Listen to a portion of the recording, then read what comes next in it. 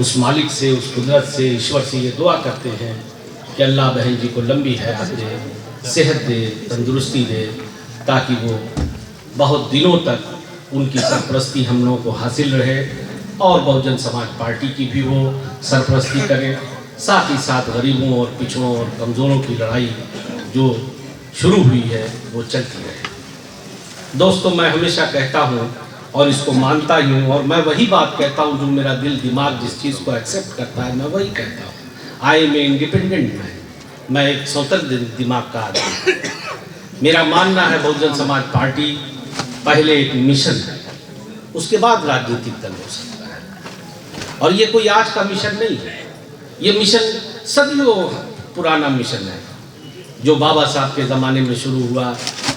चूँकि ये प्रकृति का नियम है, जो आया है उसे जाना है। बाबा साहब जब गए तो थोड़े दिनों के लिए ये मिशन रुका, मगर उसके बाद एक मसीहा फिर पैदा हुए जिसको हम लोग मान्यवर काशीराम जी के नाम से जानते हैं। फिर उन्होंने इस मिशन को धार दी और चलाया। और अगर सिर्फ सत्ता ही हासिल करने का मिशन होता या यही एक एम होता कि नहीं हमको राज करना है, तो पहले ही दिन पॉलिटिकल पार्टी बना देते। लेकिन ऐसा नहीं था। पहले वामसेब BS4 बने।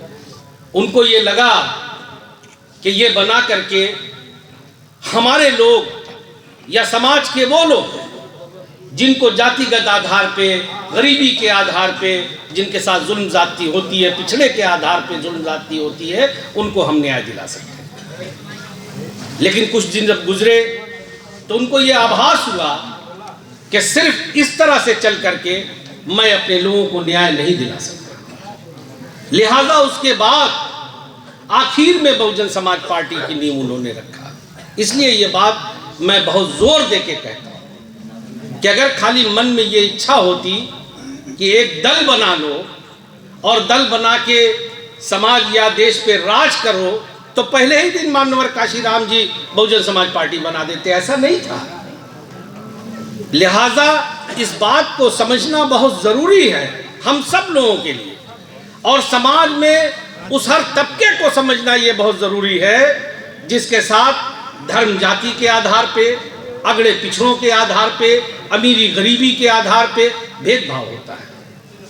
उसको ये समझना बहुत ज़रूरी है। और उसके बाद ठीक है, मैंने पहले ही कहा कि ये प्रकृति का नियम है, जो आया है उसे जानना। आज मैं आपके सामने बोल रहा हूँ, मैं भी कल चला जाऊँगा, आप भी जाएंगे, फिर नई पीढ़ी आएगी। मगर किसी ने कहा है, बड़ा रिलेवेंट बात है ये, कि हज़ारों साल नरगिस अपनी बेनूरी पे रोती है, बड़ी मुश्किल से होता है चमन में दीदवर पैदा। मान्यवर साहब चले गए, मगर उसके बाद मान्या बहन जी आई, और मान्या बहन जी ने भी अपनी पूरी जिंदगी समर्पित किया। हमने तो उनका वो भी वीडियो देखते हैं हम लोग, जब वो बहुत यंग एज में थी। मुझे लगता है कि एकदम, जिसे हम लोग कहते हैं कि एकदम नई उम्र में थी। और आज भी देखते हैं, वो भी घर बसा सकती थी, उनके भी अपने सपने थे जो एक आम आदमियों के होते हैं, हम सब के होते हैं, लेकिन नहीं। इसीलिए मैंने कहा कि हज़ारों साल नरगिस अपनी बेनूरी पे रोती है, तब जाके इस तरह के लोग पैदा होते हैं जिनके मन में ये भावना आ जाए कि नहीं, हमारा कुछ नहीं है, हमारी ज़िंदगी, हमारा सब कुछ समाज को समर्पित है। एक पीड़ा लेके जीते।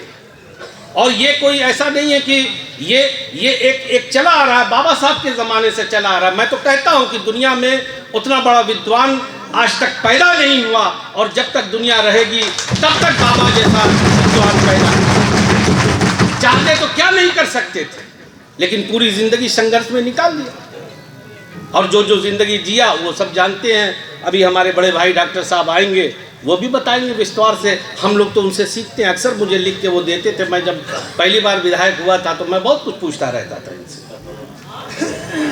हम तो ये नहीं कहते कि हम लोग 100% परफेक्ट हैं, कोई परफेक्ट नहीं है दुनिया में, लेकिन हाँ, कुछ ना कुछ हम लोगों की भी ये सोच रहती है कि हम लोग उन लोगों के साथ चलें जो समाज में कमज़ोरों का, पिछड़ों का दर्द अपने सीने में पालते हैं। इसलिए ये मैं हर आदमी से कहता हूँ और सबसे कहना चाहता हूँ आज के दिन कि जिस बात के लिए हम इकट्ठा हुए हैं, खुशियाँ मनाओ। खुशी का दिन है, यकीनन खुशी का दिन है, लेकिन इस बात की भी कसम खाओ कि हम लोग उस मिशन के साथ क्या इंसाफ कर रहे हैं। जिस मिशन को लेके इसकी बुनियाद रखी गई, अपने अपने घरों में जाना तो अपनी अंतरात्मा से भी टटोलना कि कहीं ऐसा तो नहीं कि हमारे प्रयास में कोई कमी है, क्योंकि ये कोई राजनीतिक, मैं बार बार कह रहा हूँ कि ये किसी लोग के लिए बनाया हुआ दल नहीं है, ये एक मिशन है, मिशन। इसलिए हमें हर हाल में इस मिशन के साथ भी इंसाफ करना है। मैं नहीं चाहता राजनीतिक बातें आज करना, लेकिन बहुत थोड़ी सी एक बात कह के अपनी बात को ख़त्म करता हूँ। वो लोग जो बहुत चिल्ला चिल्ला के कहते थे 2022 के चुनाव के बाद, अरे अब बहुजन समाज पार्टी का क्या है, 13% पे आ गई, 12% पे आ गई। मेरे भाइयों, जरा सा आपने करवट लिया तो 13 का 30 कैसे होता, वो भी दुनिया ने देखा, वो भी दुनिया ने देखा, वो भी इस प्रदेश ने, इस जिले ने नहीं, पूरी दुनिया ने देखा इसको कि जब बहुजन समाज पार्टी के लोग जागते हैं तो कैसे 13 को 30 बनाया जाता है, और जब 30 बन जाता है तो उसको 34-35 बनने में कितना टाइम लगेगा, मुझे आप बता दो। अगर हम सब कसम खा लें इस बात की कि हम उसके साथ चलेंगे जो समाज की लड़ाई लड़ता है, हम उस नेता को मानेंगे जो हमारे लिए जीता है, हमारे लिए मरता है, और जो सिर्फ ये चाहत रखता है अपने दिल में कि समाज में एक समता मूलक समाज बने। बहुजन समाज पार्टी कभी पावर इसलिए नहीं चाहती कि वो किसी के साथ ऊपर रूल करे। बहुजन समाज पार्टी की नेता मान्या बहन जी कभी ये उन्होंने दिखाया है ये करके, उनके राज में हर आदमी सुखी था, धर्म जाति का कोई मसला ही नहीं था, कहीं कोई नहीं था कि कौन अगड़ा है, कौन पिछड़ा है, कौन मुस्लिम समाज है।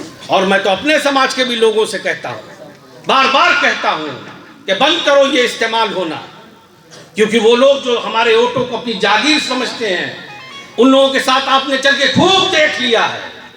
अरे उस नेता के साथ खड़े हो जो बिना मांगे आपके लिए लड़ते, जो बिना, आज सबकी ज़बानें गूंगी हैं, आज कोई नहीं बोलता। मैं उन लोगों से कहता हूँ चीख चीख करके कि देखो, मीडिया को देखो, पेपर को देखो, सोशल मीडिया को देखो, अगर कोई निडर होके शेर की तरह से चिल्ला के आपकी बात कहता तो वो मामिया बहन जी। मेरे भाइयों, मैं इसके आगे अब नहीं बढ़ूंगा, वरना सब राजनीतिक ही हो जाएगा। अभी लोग कहेंगे, कह रहे थे राजनीतिक बात नहीं करेंगे, सब वही बात कह रहे हैं। लेकिन कुछ बातें इसलिए कहना मजबूरी हो जाती है कि हम आज जिसलिए इकट्ठा हुए ये दिन, खाली ये कोई ऐसा नहीं कि एक नाचने गाने का दिन, ये चिंतन और मनन का, ये इसलिए दिन है, ये एक ऐसा दिन है कि हमें, अगर वाकई हम बहन जी को ये मानते हैं दिल से कि हमारी नेता हैं, तो हमें ये कसम भी खाना है कि मैं लड़ूं, हमारी बहन संगीता लड़े, कोई लड़े, जीतना बहुजन समाज पार्टी को ही, ये कसम। ये महत्व नहीं है कि कौन लड़ेगा और कौन, हमारी पार्टी जीतेगी। हम एक एक वोट के लिए लोगों के दरवाजे पे जाएंगे, समाज का कोई भी तबका छूटना नहीं चाहिए। आज ही से कसम खा लो, हर गांव, हर गली, हर चट्टी पे जो मिले हमें अपनी बात कहना है और अपनी बात को बताना है। ये लोग तो लूट रहे हैं चारों हाथ पैर से, जुल्म जाति की इंतहा। चलो अब यहीं बंद कर देते हैं। जय हिंद।